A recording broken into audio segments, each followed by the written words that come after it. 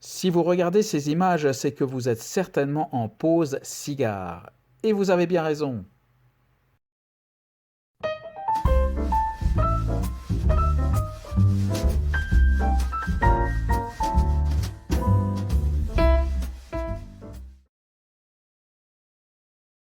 Bonjour et bienvenue pour cette nouvelle vidéo consacrée aujourd'hui à ce que j'ai envie d'appeler un cigare de comptoir. C'est le seul cigare de cette catégorie qui sera testé sur cette chaîne et c'est d'ailleurs le seul cigare de ce type que je possède, les cigares Cortés. Alors rien qu'au nom, les puristes auront les cheveux qui se dressent et nous allons découvrir ce qu'il a à nous proposer. On parle souvent des cigares Cortés, alors pour être tout à fait précis, le nom de la marque exacte est J. Cortés et celui qui nous intéresse aujourd'hui se décline dans la série Honduras Corona Tubo. Concernant la marque J. Cortés, je vous renvoie à l'excellente chaîne dont vous découvrez le nom sur impression et qui s'appelle Les Vieilles Branches. C'est une chaîne qui fait plus des podcasts que des vidéos, donc qui se trouve assez proche de notre concept et qui est animée par Vincent, dont je n'ai malheureusement pas le nom de famille, et Teddy Peco, qui est l'auteur d'un livre sur les cigares cubains et qui apparaît d'ailleurs sur la chaîne de Damien, Cigare Passion, à l'occasion d'une vidéo de présentation de son livre. Je vous renvoie donc à cette excellente chaîne bourrée d'informations très pertinentes. Parenthèse fermée, donc j'en parle parce que Vincent et Teddy ont justement fait tout un sujet sur l'historique J. Cortés, ce qui ne va pas m'empêcher de rapidement dire deux mots pour rappeler que c'est une marque relativement vieille puisqu'elle date de 1926 et qu'elle approche de son centenaire. Et pour la légende, une légende qui apparemment s'avère véritable, le fondateur Moritz van der Marleer, il faut arriver à le prononcer déjà, euh, a commencé à fabriquer ses cigares au-dessus de son magasin dans le grenier. Pour la précision, c'est une marque d'origine belge qui a une de ses usines principales également au Sri Lanka. Alors rentrons maintenant un peu dans les détails de ce cigare qui a une longueur de 12 cm,8 pratiquement 13 cm. Donc, au niveau du diamètre, alors c'est très intéressant, c'est plus pour l'anecdote qu'autre chose, on ne va pas pinailler, mais enfin, la plupart des sites mentionnent un diamètre de 15 mm, sauf un ou deux sites qui déjà ont plutôt la réputation d'être fiables et qui, eux, annoncent plutôt 15,9, donc presque 16 mm.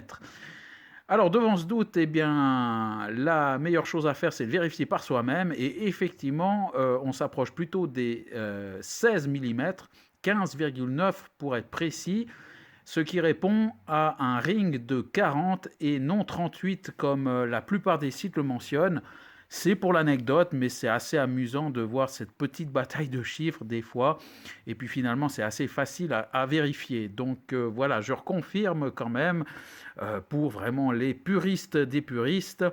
15,9 mm de diamètre, un ring de 40. Je rappelle donc une longueur de 12 cm,8.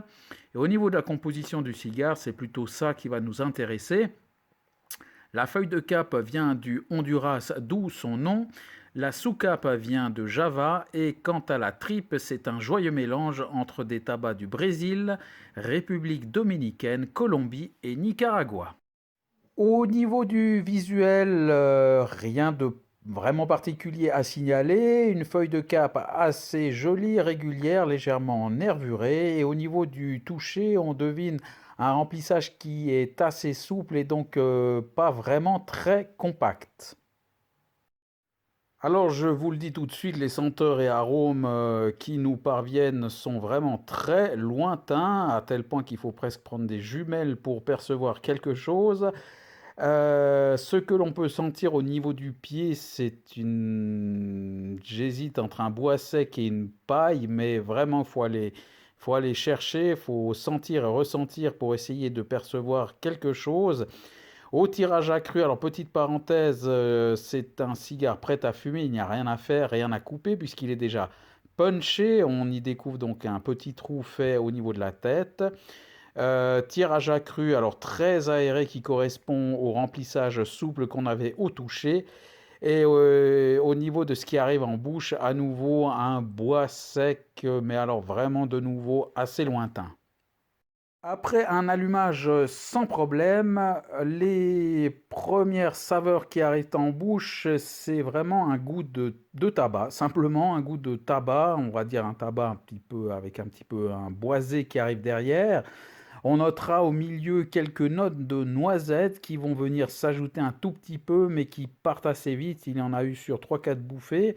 Mais alors c'est extrêmement léger, ça n'a aucune longueur en bouche. Et pour vous illustrer cela, je peux préciser que j'avais accompagné ce cigare au niveau du pairing d'une infusion glacée à l'orange sanguine. Alors déjà une infusion en général c'est pas très fort, c'est même assez léger et pourtant une gorgée d'infusion suffisait à faire complètement disparaître le goût du cigare. Mais alors vraiment complètement, même ces petites notes de noisette au milieu disparaissaient. Donc aucune longueur en bouche avec à nouveau finalement comme au tirage accru au niveau des senteurs, un goût relativement lointain et encore une fois très léger. Au niveau de la rétro-olfaction, alors ce qui se dégage, c'est un poivre noir tout du long, donc ça sera linéaire, un poivre noir qui peut être assez marqué parfois même, mais ça passe. Et puis au niveau de la fumée, celle que dégage directement le cigare est également typée poivre noir. Alors il ne faut pas trop s'approcher car ça peut être un peu agressif, voire désagréable.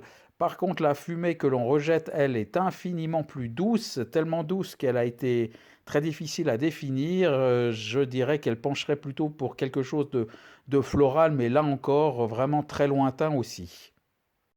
La cendre, quant à elle, était assez compacte finalement. Elle est tombée deux fois. J'ai l'impression que, je crois que je ne l'ai pas précisé, mais ce sont évidemment des cigares fabriqués en machine. Mais à mon avis, d'après la cendre, c'est certainement, et d'après la construction que l'on devine, certainement des cigares à triple longue. Alors qu'il nous a fait une petite variante. Au toucher, ça n'était pas forcément évident, mais il devait y avoir en tout cas un poids mou. Comme vous pouvez le voir sur cette image, à une ou deux reprises, la cendre est partie un petit peu en live, je dirais. Et là, on devine carrément un trou au travers duquel on arrive à distinguer la lumière. Et là, la cendre s'est complètement désagrégée, par contre. On peut terminer avec deux petites précisions, à savoir tout d'abord un petit dégazage sur la fin car il y avait une légère montée d'âcreté, rien de bien méchant, mais enfin ça n'était pas de trop et on a retrouvé plutôt des saveurs agréables par la suite. Et puis, comme je l'ai déjà dit à l'occasion d'une vidéo, je crois être plutôt dans la catégorie des fumeurs lents, puisque ce cigare m'a tenu compagnie 55 minutes. Le bilan de ce cigare est, vous l'aurez très certainement compris, assez maigre. On peut parler du prix. Petite nouveauté, c'est vrai que je n'avais pas mentionné de prix pour les cigarillos parce que ce n'est pas très indicatif. Ici, un cigare à l'unité revient à environ 2,75 €. Pour le reste, vous l'avez peut-être entendu, j'ai parlé plusieurs fois de linéarité, et c'est vrai que on peut comprendre par là que ce cigare est finalement très stable, voire ennuyeux. Heureusement qu'il n'est pas trop long. J'ai envie de dire que c'est un cigare qui pourrait se fumer pratiquement comme une cigarette, c'est-à-dire de manière quasiment automatique, sans trop y prêter attention et sans trop réfléchir finalement.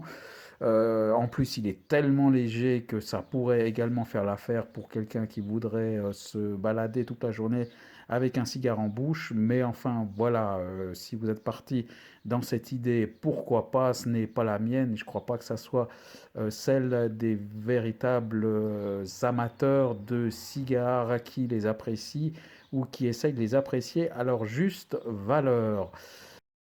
Si vous êtes débutant et que vous tombez sur ce cigare, alors effectivement, pour le coup, là, on ne prend pas de gros risques. Vous ne risquez pas d'être dégoûté parce qu'il serait trop fort, trop puissant ou trop marqué au niveau arôme.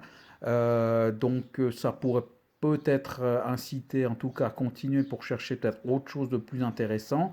Pour le coup, là, ça pourrait dissuader en se disant, bah, finalement, c'est presque un tube d'air avec quelques, quelques saveurs, mais enfin pas plus. Mais en tout cas, voilà, je dirais niveau facteur risque, il n'y a pas grand chose finalement à hypothéquer en partant sur un cigare, même si honnêtement ce n'est pas ça que je conseillerais directement à un débutant non plus. Cette vidéo touche maintenant à sa fin et je vous dis à bientôt.